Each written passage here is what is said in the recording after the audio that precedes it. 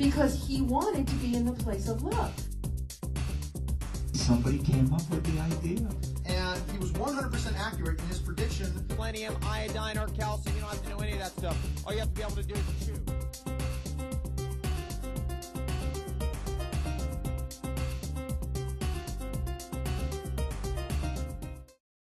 Okay, my name is Alan Steinfeld. I probably met a lot of you here, right?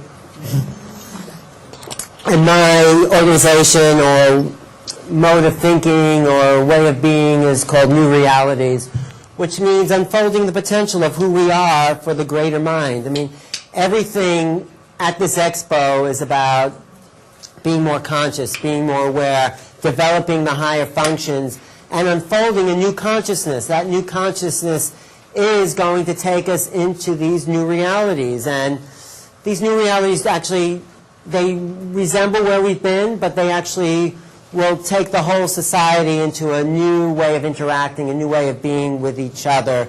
And, you know, we already see this, like, world economic meltdown. We already see this, this one world existence. Some people say that's a bad thing. Some people say it's a good thing. I see it as a collective mind coming together to create the future. And the future is here. So I'll just go through this exploration for me of what New Realities is and how to unfold that within each of us. So, this quote I really love by Marcel Proust. It's not exactly even. But the voyage of discovery lies in not in finding new lands, but in having new eyes. So, like, that's the thing. Everything that they're trying to sell you downstairs or show you at this expo is about opening up higher levels of our consciousness, whether that's diet or spirituality or crystals or channeling or body work. It's about expanding who we are. That's what I see as the true potential of New Realities. Oh, just to go back to this. This is a woodcut from the 16th century of a guy popping his head through this ordinary reality and seeing this higher level of system in place, these gears, the mechanism behind reality. This is an old woodcut that demonstrates who we are. And it's really about our potential as human beings. That's what I see. What's our maximum potential?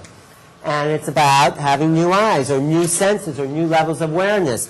John Kennedy said, the problems of the world cannot be solved by skeptics or cynics whose horizons are limited by the obvious realities. We need men and women who can dream of things that never were. Dreaming of things that never were. I mean, when the Wright brothers flew their airplane and they got off the ground, no one believed that that happened, that you can have a heavier-than-air ship fly through space. And actually, it took them about 3 years to get it publicized because all the newspapers said, if this could happen, surely someone would have reported it. So no one reported it because no one was reporting it until Teddy Roosevelt said, let's look into this. And then in 1906, they acknowledged that, yeah, you can fly through the air. But before that, it was actually proven mathematically that you could not fly anything through the air that was heavier than air. And so that's a different... And so we have to look at the world in patterns. Patterns form our perception. So this is a pattern that we all kind of recognize, this pattern of the planet itself. But it's basically an abstract pattern, but these patterns then become symbols to us, what I call formations of consciousness. So we have the chaos, which is out there, and we create the cosmos out of that. Cosmos in Greek means design or patterns. So we're creating patterns of perception in the world out of the chaos. So we live by these patterns of perception. So to create new realities, we need to recognize new patterns. That's my thesis behind New Reality. How do we see new patterns of perception? How do we open the mind to new possibilities? It's by sort of tapping into the right brain, which sees patterns, and letting go of the left brain that's just linear. So we need to see new patterns of looking at the world. The patterns have 3 levels of meaning: personal, cultural, and universal. The personal, let's say, is this. It's like a diamond. It means something to me. It might not mean something to you. Then we have the cultural. This is a contemporary cultural symbol. And what I mean by symbol, symbols are different than signs. Sign is like a stop sign. We know what that means. But a symbol sort of has a vague connection. It's nothing you can put into a word. That's the difference between signs and symbols. Signs mean something. Symbols generate feelings. So yeah, this means like the World Trade Center, but it also means the etheric essence of that. It's impacting us on a subconscious or right brain level. That's what symbols do. They don't just talk to your logical mind. They talk to the irrational part of our minds. That's the effect of symbols. And then we have these universal symbols, the sacred geometries, which talk deep into our subconscious. Yeah, we can recognize this as two intersecting circles, but in a subconscious, a deeper subconscious mind, it means whatever it means, the unification and the interaction. I mean, these universal symbols are embedded into our collective unconscious. That's my understanding of how these interact, these universal symbols, and they're encoded into our cells, into the very nature of our brain, into our unconscious brain. That's what these universal symbols are part of. And then we have formation. So this lecture is about formation. So this is a conscious and unconscious, happens to be a crop circle formation. I'll get into that later. But formations are patterns, and that's what I say information is. Informations are taking in new patterns of thought. So these new patterns are forming to give us information, to see the world in different ways of thinking. So information leads to transformation, the change of the patterns of perception. So this is symbols are a map to reality. You see, symbols tap us into the right brain as opposed to signs, which is the left brain. But don't forget that the map is only a map and not the territory. So we're looking at a map, which is the sign, giving us information about a deeper level of reality. We exist on deeper levels of reality. This is not all there is. This is like, what we see out there is the image. It's the map. It's not the territory. The territory is something deeper, more internal in us. It's the feeling essence. We just live by these concepts in our minds. But if you allow the greater mind to kind of penetrate through you, there's much more to reality going on than what you're seeing here. I mean, just frequencies, there's more. There's radio waves and television and internet waves. There's all these levels of conscious interfacing that we're totally unaware of. But I think there's also other levels. There's levels of consciousness. There are probably beings in this room standing here, but we're not trained to see the bigger picture. We've narrowed our focus about what reality is. It's this little crack in the window, and it's much bigger when we open up the facilities of our minds to cognize bigger parts of reality. So how do we do that? This paradigm. So if you don't create reality, what will be created for you? You know, that's the default position in your consciousness. Like on your computer, if you don't create a password, what will be created for you?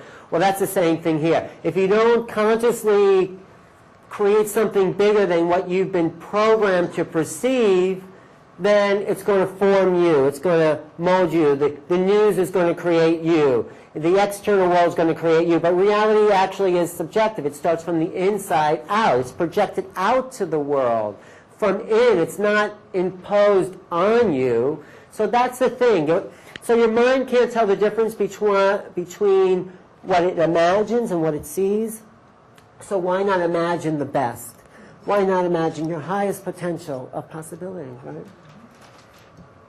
That's what I say as new realities. I get all choked up about that. So here we are. Let's get a reality check. There I am. I was actually taken by my 3-year-old nephew, just playing with the camera, and I said, give him a camera. He captured something that like no professional photographer has. So it's like, that's the unconscious acting through us. So. Oh, that's nice. You see? That's what I'm talking about. That's it. That's a mind blow, right? Yeah. Things aren't what they were supposed to be for a second. Thanks. Well, that's what's coming to us, really. Things aren't what they're supposed to be because they never were what they told us it was. There's something much bigger that's going to happen, that is happening. Maybe 2012, maybe next week, maybe the UFOs, but it's coming. Something bigger is happening to us. So where do we cognize reality from? right from our pituitary gland, right there, right there. So why don't we just like close our eyes for a second. This is the interactive part. Close your eyes for a second and focus right between your eyes, the third eye. That's actually where the pituitary gland is. So it's like your eyes are closed, but you're looking straight out of your eyes. You know, it's like, but they're closed. So you're focusing, it's activating, that intention is activating the pituitary. So when you focus there, that's where reality is created from. It's created from that point of perception. So bring into your mind the picture you want to create in your reality, something you would like to happen in your world. See if you can hold that image there. Hold that image, like an image, a focus, a word, something. Hold that there. Hold that right there in that midpoint, because that's where reality is created from. Now, I want you to hold it, but you're going to breathe in. Breathe in. And as you blow out, you're going to blow that image out of your mouth. So breathe in and blow that image out. Good. Okay, now it's dissolving a little bit. Hold that image. Now breathe that image into you. Breathe it in. Now blow it out. Good. It's breaking up a little bit because it's kind of becoming reality. One more time. Breathe that image into you. That image you want to create. Breathe it in deeper, deeper. One more inhale. Deeper. And now. So it is. That will become your reality because you just made it so. Because that is where reality is created from. That's what you're creating instead of letting it create you. That's what unfolds within the conscious mind. That point that you just found is the center of being. It's the center of your being, I think. It's the center of the mind, conscious body, spirit. That point. This is what it looks like on the physical. This is a neuron. This is a neuron with all these like pathways. But you know, we're more than just these neurons. But I'm going to give us a tour of the visible reality anyway. This is where it begins. It begins, so we just created reality, but now I'm going to show you like sort of the interactive mechanism of that, but we're going to take a tour through outer space as well. So this starts with the neuron, the point of perception. Here we are, somebody laying on a blanket somewhere in Sheep's Meadow, Central Park. So this is a little tour around the world. So somewhere, there it is, and here we are, Central Park, you know, south part of Central Park, Manhattan Island, right? We're somewhere here. And remember, you're also in the center of your mind. That's the center of the universe, right in there, the meditation we just did. So don't forget, you're somewhere in this city, right there, you know, in this map of reality, right? So here we are, the greater New York area, right? There you are. Don't forget where you are inside your head, though. Here we are, planet Earth, right? Yes. We could raise the screen a little bit. Oh, where was that other? Oh, I think it's... We kind of lose it in the... Here.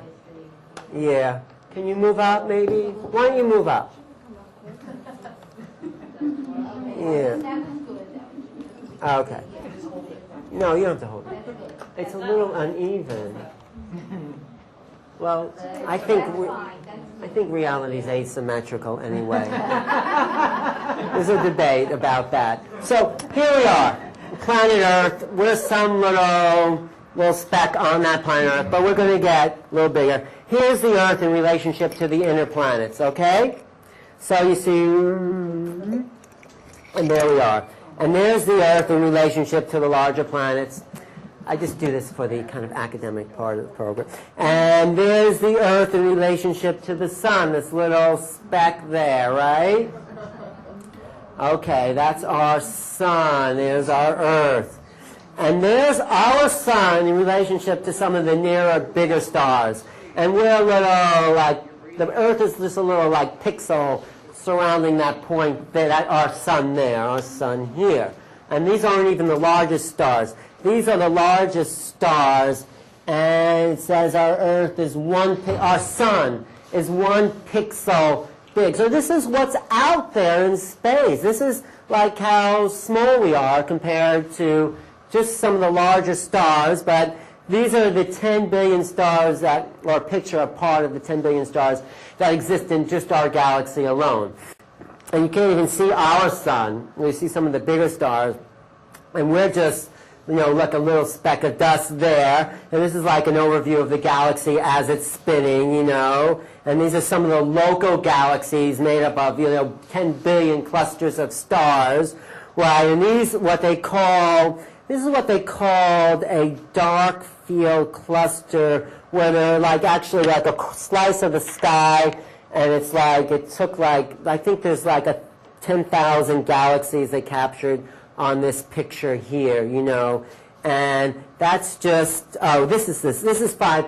We're looking at just the visible light, which is only 5%. So these are basically a picture of all the galaxies we can see in this one slice of the sky, which is only 5% of the visible world, they say the universe is made of 5% visible matter and 95% dark matter, dark energy. So everything you're seeing out there is stars, and all those galaxies are only 5% of what's visible. So there's a lot more going on here. So if we take how big those are, it reminds me of this statement, which is about the absurdity of war. The two children of the creature that live in the eyebrow of the mosquito are still arguing over whose world this is. That's what we're trying to play out on planet Earth when we see the vastness of creation, whose ever creation.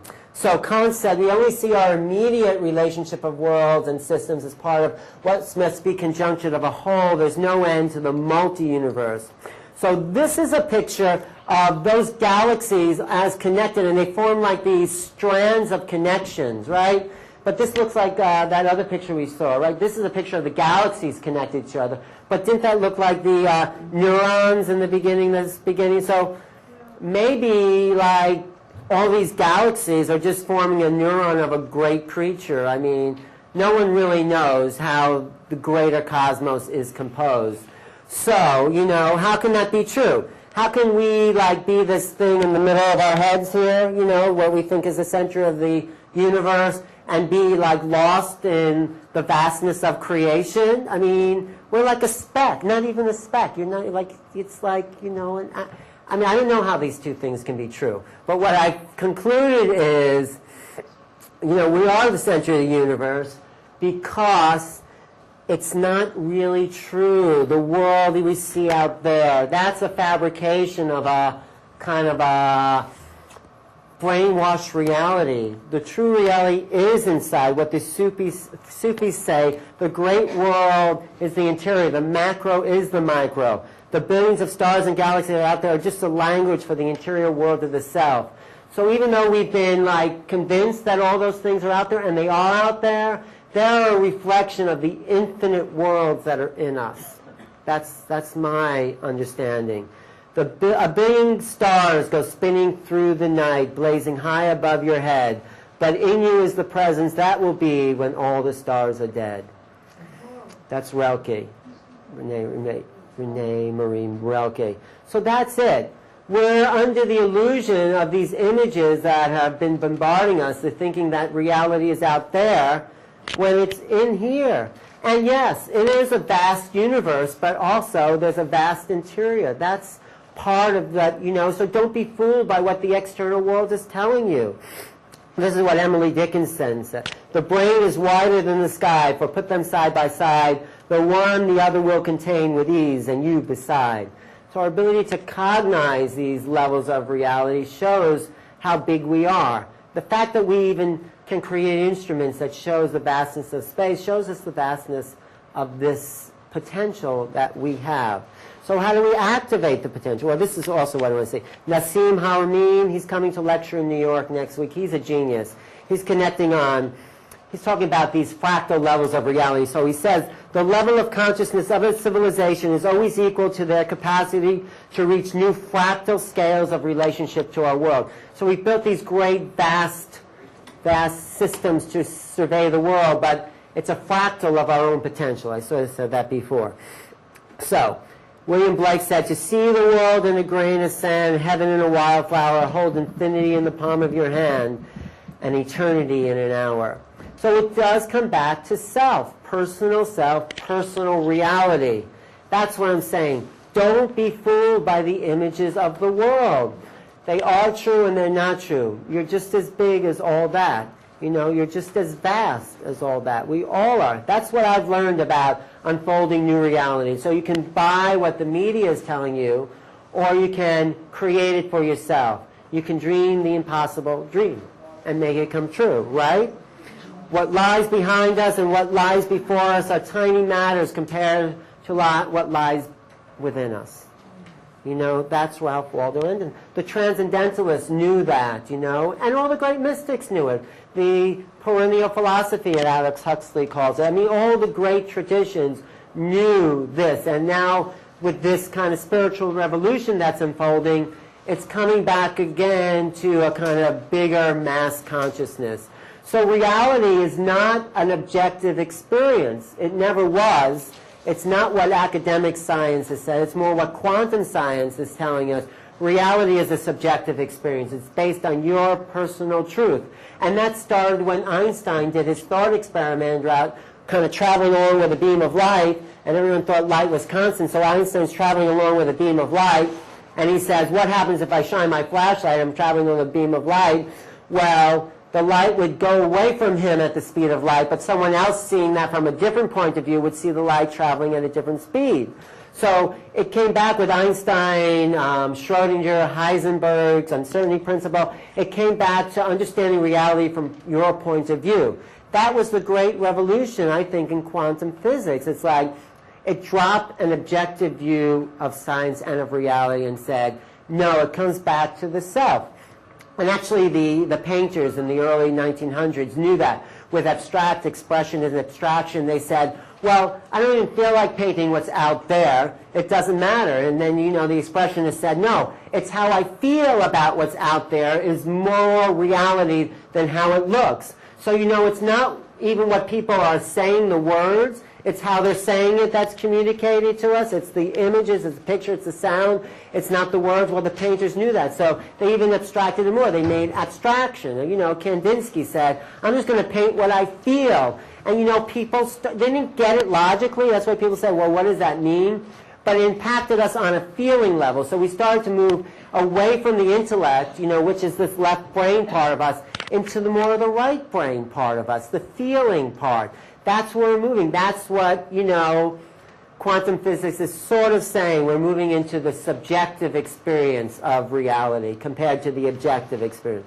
So I'm just comparing brains. This is a human brain on the right there, a dolphin brain on the left. I'm not really going to talk about dolphins. I just like to show that picture of their brain because they're a lot more spherical and a lot more, I think, sophisticated. And human brains are a lot simpler, you know. Their neocortex, where we create thought, is a lot more developed. So, and they actually only don't sleep. They only sleep on one side of their brain at a time. They're conscious breathers. So every breath they take is with consciousness. And here we can go unconscious, but dolphins can never go unconscious. So this is my understanding of the brain. You know, we have the left brain and the right brain. It's divided by the corpus callosum. So the left brain is, you know, your analytical, ego mind. Your right brain is the intuitive mind. It's, you know, the left brain is time. The right brain is space. Left brain is kind of analytical. The right brain is kind of that artistic understanding.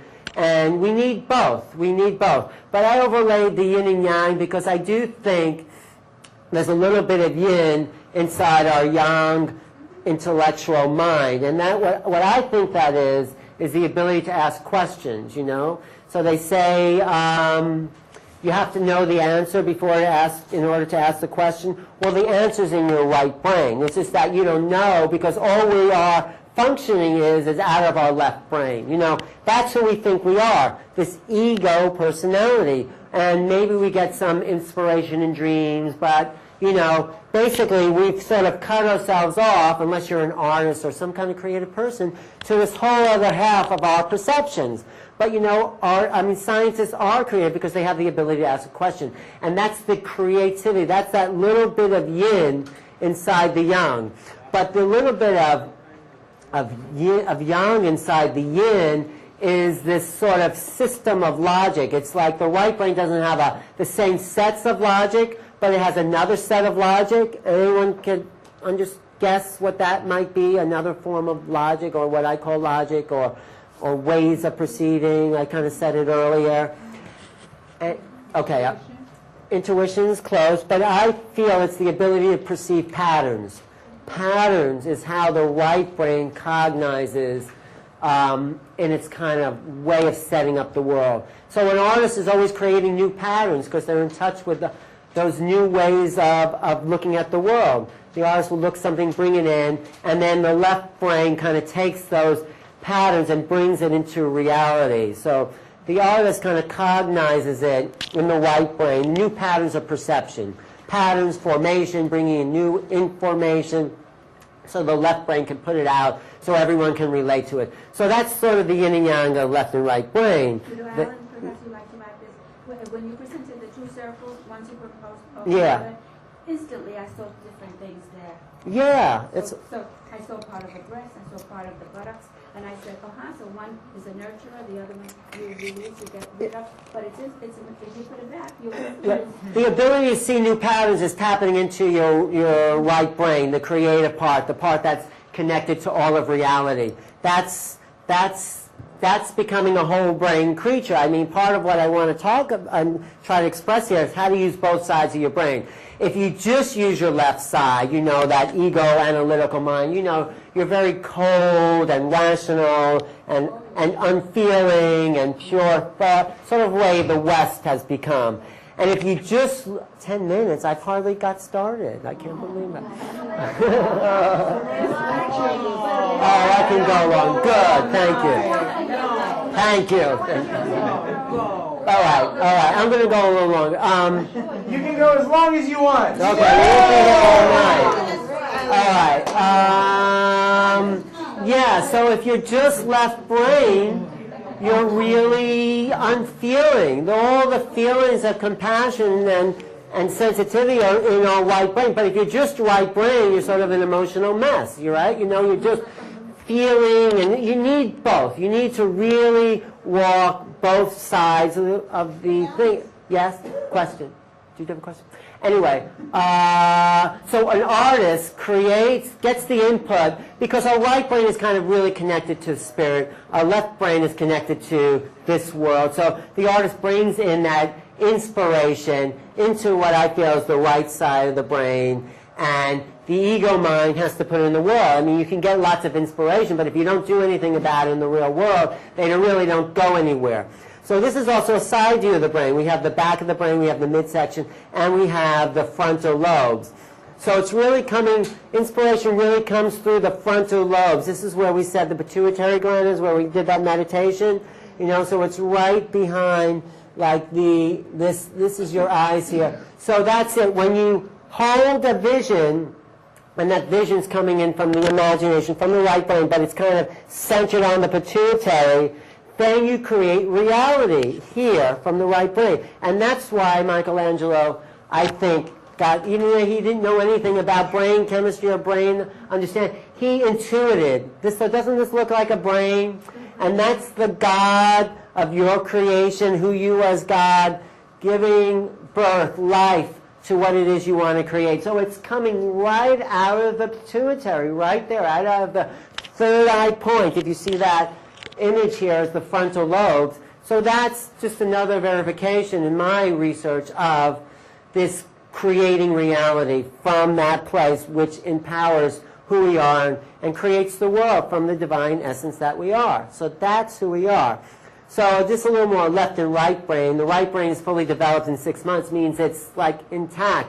It's opened up to perceiving patterns. The left brain takes a lot long to develop and, you know, be trained. And that's why we sort of lose track, because it's only really talking in school and conditioning to your left brain. I mean, yes, if you take art class, it's great, or music, that's important. But basically, you're taught to sit behind a desk, take notes, and repeat back what you've heard. Well, there's no artistic development in that, right? But we have to let this light pour through the crown, which is our inspiration. This is Alex Gray's paintings. You could see actually the original on 27th Street. He spoke here the other day. So I think Alex really captures this. You know, we're always being fed. We're not a closed system. You know, we're an open system where light constantly pours into us. That's why you could live forever if you decided to. You know, you could open up your crown and feed off the light that's pouring into you. That's possible. This is another picture by Alex. So I think this inspiration comes into the right brain from these, like, from the cosmos, from some place beyond us, which is also connected to us, giving us inspiration. It's sort of like, so we need to walk both sides. This is a labyrinth, which is a symbol of whole brain thinking, you know. So if you walk something like that, you keep switching back and forth, and in that switching, there's a connection to the left and right side of you. It's really powerful to walk a labyrinth. It really unswitches you. It unswitches that locked-in mechanism that thinks you're just the left brain. So we also have these like spiral patterns in our DNA. In the embryonic development, as the embryo, it's getting a sense of the swirling mechanism that we are. We're swirls. And this is a spiral galaxy. So this swirl is connected inside all of us, this motion. It's moving inside of us. So, you know what's amazing about these swirls? I think there's a black hole connected into, that's pulling all these stars into the center of it. But all of these stars are micro swirls in themselves. So they all probably have planets around them that are spiraling around the stars with moons that are spiraling. So these are spirals within spirals. And the spiral is the spiral of life. The spiral is what creates life. If you learn about the Fibonacci sequence, I mean, you don't go into that now, but that's a mathematical sequence that is about the spiral of life. So spirals in nature, the golden mean ratio, lots of people called it that. You know, and so this is that spiral is a way of unifying the left and right, as above, so below. These are patterns of moving together. These are whole brain images that have been left in cultures to remind us that we're here to see both. You see the pattern, and yet you can cognize it individually. The Sri Yantra is an alchemical drawing the left and right side. Even before they understood that, they knew there were these two parts to ourselves, you know. And I got Leonardo, the Hebrew letter Aleph, as above, so below, you know, left and right. Now, this is where we start to get brainwashed. So we see the color red, we think red, we see green, green. But what if, you know, your right brain tries to say the color, try to say the color. You know, the left brain insists on reading the word. So, like, what is that? Is it, can you say the color without saying the word? It's very hard. We have to overcome this indoctrined language that's covered up, but it's an effort. It's an effort to say the color, because that's how deep language has kind of overrode this artistic, intuitive parts of ourselves. But here, so here, do you see the word here? There's a word there, there's a face there. Right. This is the two sides. So if you can see them both, now the left and right sides are coming together. We are here to become whole brain creatures, but this is an impossible image. So where's the leg of that elephant? You know? It's enough to really, the left brain can't understand it, but the right brain cognizes the pattern, right? So it's confusing here. This is the idea. What's up? Where's the ceiling? And where are we looking down at that, or are we looking up at that? You know? You want to shut off the light? Maybe people can see it a little better. Right? It kind of blows the circuits of the mind a little bit. Right? So that's the idea. We're trying to confuse this left and right brain. You can keep it like that. The duck or the rabbit. You know, these are old. I mean, people have been through this a lot. But I'm just showing how the left and right brain kind of work at odds at each other, right? Because we're trying, it switches back and forth. But basically, the right brain sees the pattern, insists on pattern. Now, there's a pattern here, but you know, of this bigger horse, you know? You see the horse? Yeah. Two horses. There's lots of little things going on here. Or you see the people in these faces, right? Yeah, you see the people inside the heads? You see the people playing the instruments? The instruments there? Right. You know, your subconscious mind is taking all this in, but your left brain is trying to make sense of it, right? Here's the woman or the skull, right? You know that. These have kind of been around for a long time. This is a good one. Do you see the baby in the treetop? Yeah? Yeah? Yeah? Yeah? You see the head of the baby, the back of the baby? Yeah. Well, you know, your right brain is trying to, eventually it finds the pattern. It's your right brain that finds that pattern and matches it to what it knows, you know. So the idea is to keep developing these new ways of perceiving the world, these new ways of recognizing pattern. This is just talking about levels of reality. So there's a person on the jigsaw and the person coming out of the jigsaw, giving it to people. These are like symbols, but I think Leonardo did it better with this one when he shows like these levels of reality, you know, the animal, the baby, the mother, the grandmother, the sky. I mean, he's giving us symbols that connect us on many levels. So kind of the ordinary hits us on a symbolic level and impacts our right brain. You know, the left brain just says, oh, these are just people. But the right brain sees the symbolic meaning in these kinds of images and gives us a feeling about it and connects us into many levels of consciousness. You automatically do that. But the left brain has gotten so strong we've kind of missed the impact that art and the world plays on us. So we have to get back to that levels of perception.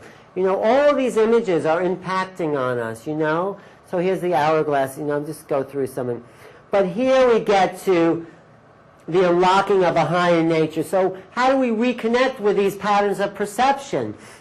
So Galileo said, philosophy is written in this grand book. I mean the universe, which stands continually open to our gaze, but it cannot be understood unless we first learn to comprehend the language and interpret the characters in which it is written. It is written in the language of mathematics. Its characters are triangles, circles, and other geometric figures, without which it is humanly impossible to understand a single word. But this is impacting our right brain, our intuitive mind. And these, I think, are the crop circles, these new images that are being brought to planet Earth to give us new patterns of perceptions.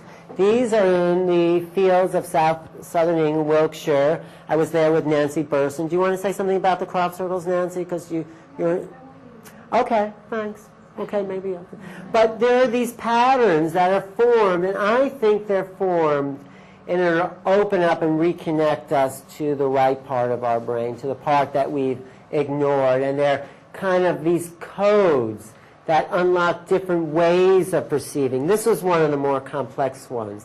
This, you know, and this was a fake one, what I think is a fake. You can see it doesn't have the same vibration to it as those other ones. These are a couple of guys in a wheat field or stomping down and trying to make a crop. But it can't be made on the ground. I was there. They're huge, you know. It's like there's no way a couple of guys can do this. But, you know, the world doesn't want to accept that. It's much easier for me and everybody else to say it's just a couple of guys doing this in the wheat fields, no matter how complex it is, because it means you don't have to think outside your box. If you just accept the accepted story, the story, it's like, okay, the world is fine, it's safe, I can understand it. But if you think that, you know, maybe there's some intelligence making, this is huge, this is a huge pattern, making these complex, the world is in a way no longer what you thought it was. We are really moving into new realities. That's why I kind of show these to explain really this whole understanding of new realities, because this is nothing that any of us can really cognize, but they exist. I was there. These things are happening. So it's not that, but it's something like this. And then sometimes the following year, the impression is still left in the crops that are planted. So it shows you it's not a couple of guys with boards, because after it's harvested, it wouldn't come back the next year. But it's made probably, I think, with some kind of radiation or some kind of energy that's pushing down the crops in these particular formations for a particular reason. Yes, question? Are there messages in what we just saw? There are. I'll get to some of these. But a lot of the messages talk to our subconscious. That's why I talked about universal symbols that impact our right brain, because your right brain is conscious of a lot more than your left brain will. So even if we don't know what it means, if we can't like put words to it, just by seeing these things, you're exposing yourself to new ways of thinking. I mean, I think these are encoded patterns to give us new and higher thoughts of perception. Yes, Nancy? I just want to add that what they really want us to do is love them, even if we're not in the feelings in them, which is the best approach to love them. Even to take a picture, it's what we resonate with, it's what we love, that we take in as oh my God, this is so fantastic. And then of course we'll listen to it, and everything's not going to go.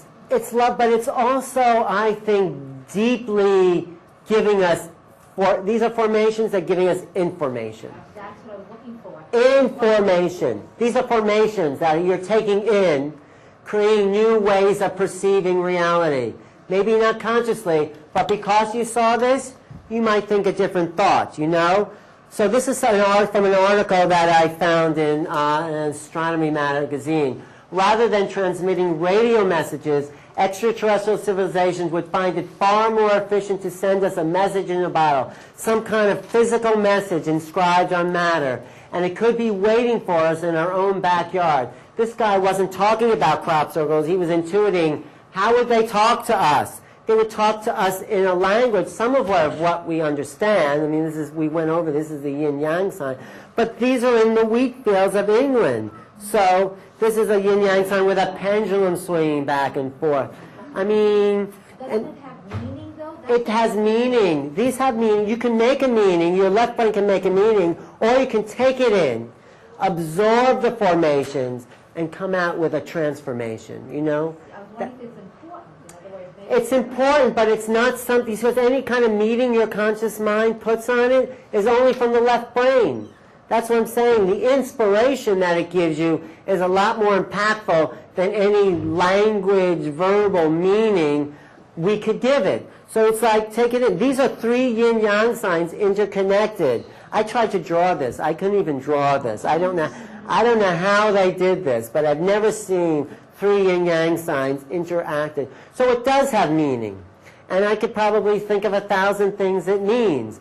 But it's hitting us on the subconscious level, on the level of reality that's bigger than the map. You see, you know, we looked at the map of being in outer space. That's just the map. That's not reality. Reality is what we feel from the inside out, not from the outside in. So that's what I'm saying. That's why I'm showing you these patterns.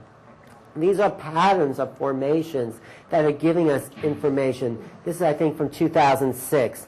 You know, they work a lot with these squares and these angles. You see the six-pointed star in the middle there? So, you know, just you can stare at these things for hours. And, you know, you go into these things and you lay down in the wheat field. You just feel it. You feel the energy of it. Do you have a question back there? Oh, yes. Yes. I've always got the impression that feelings are like languages. They lose something in the translation.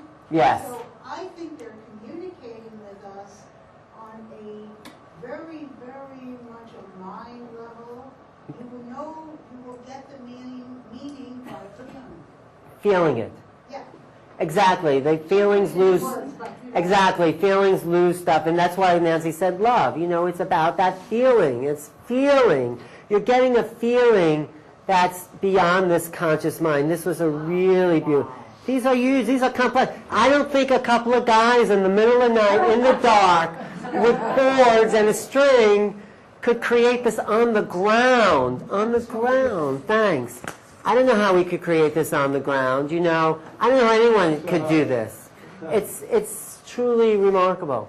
Will you come? This is another one. So we go through this series, and since 1990, they started with simple circles, and they developed more and more complexity. This was a face they gave us, you know? I know. What? Nobody's seen. I talked to the farmer.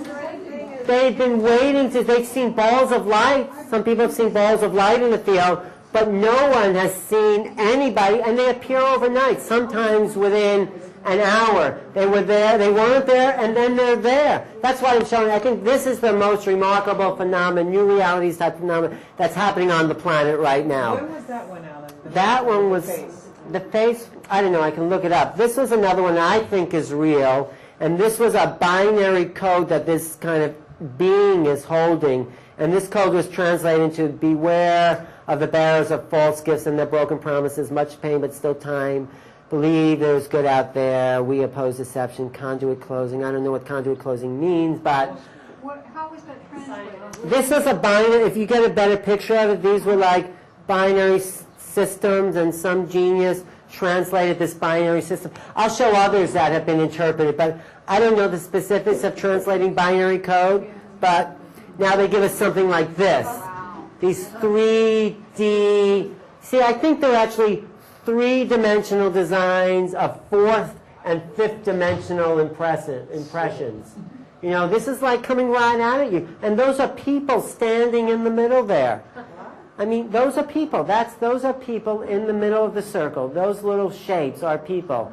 These are dots of people standing in the middle of this crop formation. Isn't that amazing? They call this the Manhattan Towers. So when But this is the middle of that one. Yes, Aisha? when you go there, what do you see? Because you don't see that. You don't see it. You see grass kind of flattened down, and then you see the stuff standing up. You kind of get a sense. What? And you just walk around? You just walk around. You feel what you're feeling. You don't know what it looks. You need this picture overhead, because even on the ground you don't get a sense. You see the people in the center there?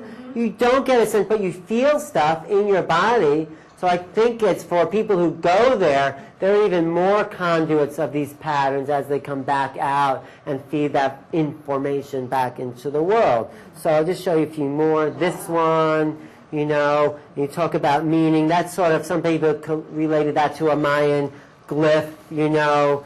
That one is a glyph, but, you know, I showed that one. This one, the 2006, some people said was a great year for crops. So I think every year it gets better and better, more and more sophisticated. You know, Francine Blake said, this is the most exciting thing that humanity has ever come across. This is direct intervention from the cosmos. We can't comprehend what it is at a higher level than us. It's like watching ants in a garden. Can they see us? They can't see us, you know. That's what it's like. Who's ever giving us these things? Some people have ideas. Where are we getting part of it to understand our left brain meaning? So this was a great one. Where was this one, Nancy? West Kenneth Loughborough. There's a chamber near here. That's an underground chamber that sort of looks like this.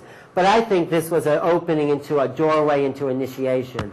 This is in the grass. These three-dimensional design, this flat thing is taking us in to a passageway. It's also what? The background of a Da Vinci. Can you go back for a minute? Okay. Perspective. It's giving us perspective, yeah. But they're higher realities. They're giving us a 3D perspective, because I think the fourth and fifth dimensional spaces that are creating this. So even though we're seeing it 2D, imagining 3D, they're fourth and fifth dimensional essences that are impacting us, whatever that means. And this is what they call the butterfly. I think it was 2007. This is a double torus. I like this year. I think this was 2006, 2007. These Toro shells, because this is what it looks like in the ground. You kind of get a sense. This is slightly above the ground. I mean, I should have more of those ground shots just to give you. In the south. These are basically in Wiltshire, in basically a 12-mile stretch. They sort of use a lot of the same fields year after year. This is my interpretation of these double Toros coming together. This is it above. You see how clearly it's defined? These are tram markings, these that the farmer uses. They want you to walk on the tram markings in order to kind of not destroy the other crops that are there. So these double Toros are that spiral shape of the universe. I think that year was telling us how the shape of the universe is, and these black hole spirals. They were pointing us, in my interpretation, to these wormhole geometries that are there, you know, that we can create if we follow those patterns. You know, this is the understanding of this universe inside of us and outside of us. Going too fast. I know, I have a lot to cover, but I know it's a lot to take in. But let your right brain see it. Not your left brain. So you're getting the images, you know? These double Toros. So we're constantly being fed and giving out. You know, we're constantly taking in and giving out. I think that's what those crop circles were giving us that year, this infolding and outfolding of creation. You know, we're these pulling in light and we're giving it out. You know, the input, sensory input, motor output. You know, this yin and yang is constantly moving through us all the time. So I think that season was particularly focused on these forms, this coming in. And if you can just meditate on those energies coming in and coming out of us, will give us the key. This is a picture of Alex Gray that really explains that incoming of energy and that outflowing of energy. I think personally, and when I first saw this picture, I asked to see an image of ascension, of the body turning into light, in a meditation. I said, okay, if ascension really exists, if we can, and this is what's kind of the thing in the late 80s, oh, you can ascend your body, you can turn your body into light. This was kind of like the first I heard of it. So if that's possible, I said to myself, I want to have a vision of that. I want to have the vision. So I thought I would have a vision in a dream or some kind of like hallucination, sign of altered state. But I walked into this gallery and I was just like blown away because I had the vision. I asked for it, and this painting gave me the vision of what I asked for. It's like, oh my God, there it is. There's the body turning to light. So often when you ask for things, it doesn't come in the way you think it will, but it does come. It does come. And that's what that taught me. And this is the next evolution as the body totally dissolves into light. And that's Alex Gray again, who I think is a great luminary. And this is just the energy patterns of the universe, this double Toro. So I think that particular year, 2006, those crop circles were showing us those types of understanding. And again, I love Leonardo because he just gives us a simple image of that meaning, of that. We take this in. So it comes into the heart and up through the heavens. It's like that. So there's the energy flowing in and then it's flowing out. And these are sort of spiral shapes if you follow these around, these spirals everywhere. And there's a lot of geometries in this painting, but I think in a kind of just an abstraction, he's giving us that inflowing of outflowing of the energy. In and out, I mean, it's his last painting, actually, John the Baptist. It's hanging in the Louvre, and I think he sums up all his work in there and gives us a message for the universe. Oh, so this is a picture of, like, basically the area where Nancy and I were this year, between Cannes and Marlborough. It's kind of a 12-mile strip where I'd say most of the crop circles appear, a majority of them, year after year. It seems like you use the same fields, and there's other formations there. There's the Avebury Circle, and there's the Silbury Hill in the background. There's the Long Barrow. So they're embedded in the sacred sites. And I was in this. This was what they call it anyway. I think it's a serpent formation. So, this was one of the ones that appeared this year, 2008. It's very, and there's a break there. And there's a break there. I think it's an image. And I don't know the subconscious, but I think it's the snake biting its tail, which is the image of the brain cognizing itself. It's the frontal lobe and the lower cerebellum connecting to bring this whole brain back into connection. The Uruburu, exactly. That's what this is, the signifying the unification of the conscious mind with the subconscious. It's God and nature coming together. That's what I think that crop circle meant. But it's, these are symbols again. This was the goddess one. Some people debate whether this was real or not, because there are people kind of faking it. But I think it was pretty amazing, So this was one right near a highway this year, right near the 8-4. That was just, and, again, appeared overnight. It wasn't there one day or one, evening, and then someone finds it in the morning. Again, this is this year's fake. It doesn't have the same feeling, right? It doesn't have a vibration at all. It just goes flat.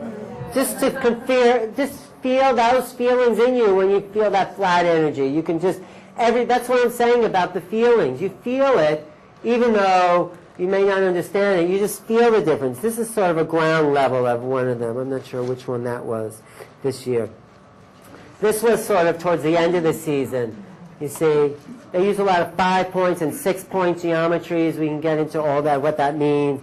This was the diamond one that was really powerful this year. We were in this. And actually right before this, someone just explaining how a diamond really is these intersecting tetrahedrons that have the sides cut off of it, and there it appears. This they call the return of the swallows. This started as like this line of formations, and then the following day these other ones were formed. I mean, there's a lot to each of these. There's stories to each of them. Sometimes they're near these like little outcroppings that I think are older sacred sites in the area. This one was a breakthrough this year. This really, really was. Now, some genius discovered that this was the geometrical equivalent of pi. So, you see, there's these ridges. I'll explain that. But I think, so that was it. You see, they took each of these like straight lines and divided that circle into 10 parts. And then they kind of went here. If you start there, that was 3, and there's this little round thing, that was dot, and then there was 1 space there, and then they went up the next notch, and that was 4, and then 1, and 5, 6, 4, which equals the irrational number pi. So it's that, you know, with lines, and then they went up and they figured that out based on the sections. I don't know who figured it out, but it was genius. But whoever did it was even more of a genius. But, you know, we're starting to get decoding. So someone asked what it means. Well, it means pi. But what does pi mean? Pi means, you know, an infinite amount of things to our right brain. You know, it means a kind of the impossibility of a circle, the area of a circle. Pi r squared, you know.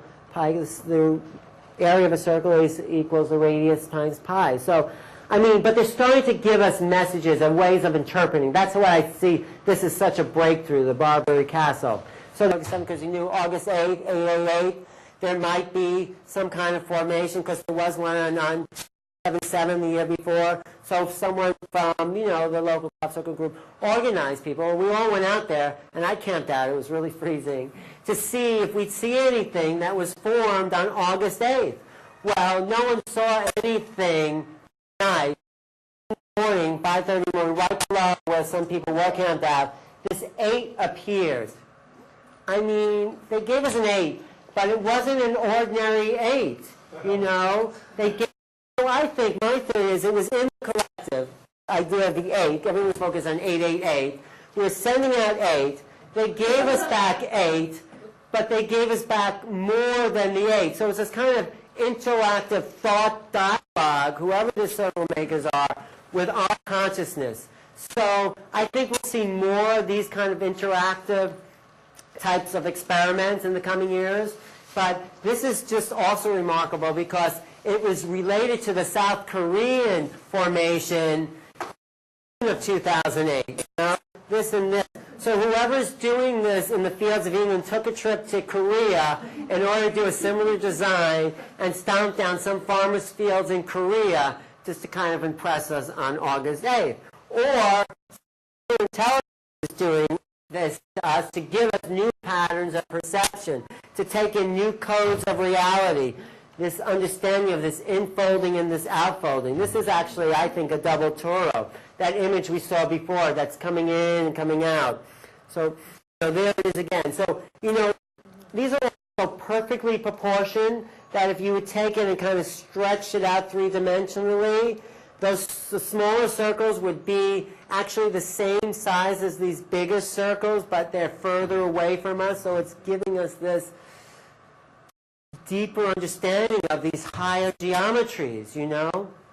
There's something going on there that's impacting us. There's an intelligence that is speaking to us. And I think it's more than just love. I mean, love is, I think it's giving us new ways of cognizing reality. They are giving us new reality.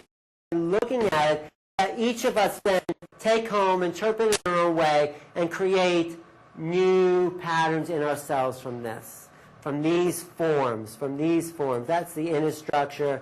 This is one of the last ones of this season, but actually it lasted, this season went really far, went always into September, and just they went into corn, you know, so it's a phenomenon that is, I think, the biggest mystery on the planet, and just taking in these patterns already opens up the right part of our brain to see new patterns in the world. It stimulates creativity. It activates new neural nets of perception.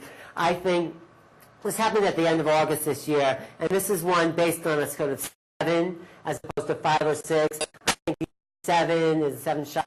This is, I think, a forerunner for next year's season, opening up higher and higher, the unification of all of us.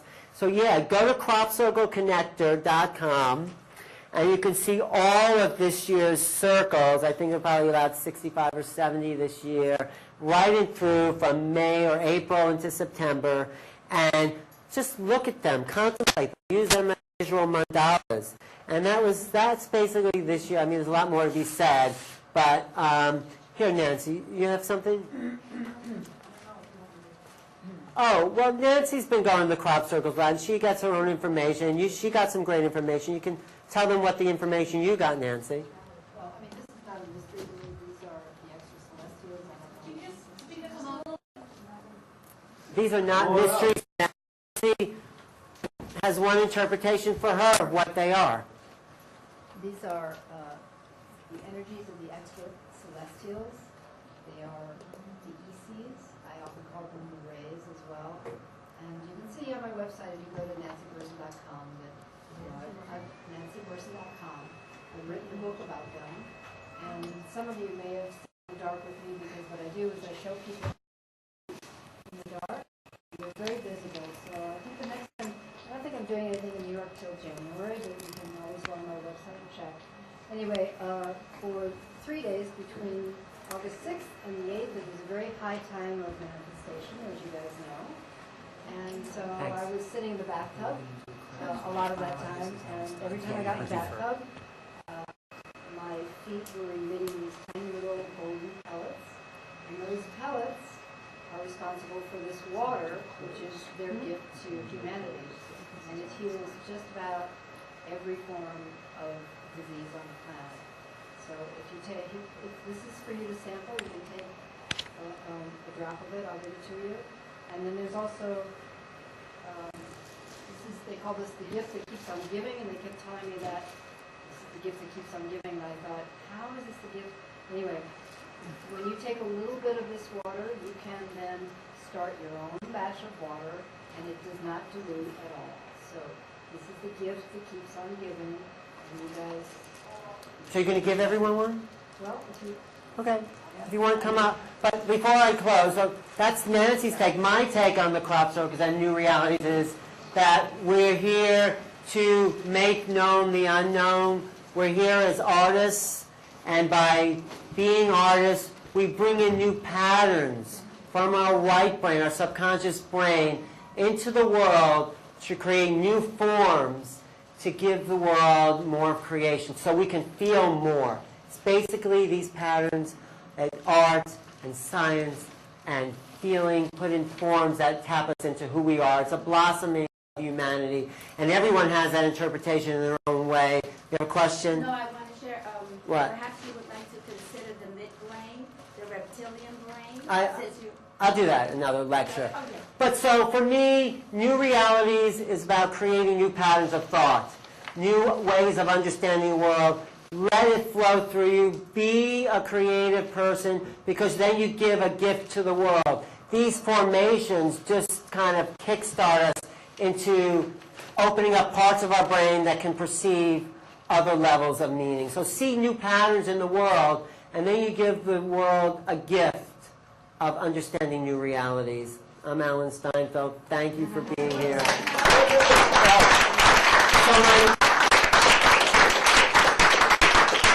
you.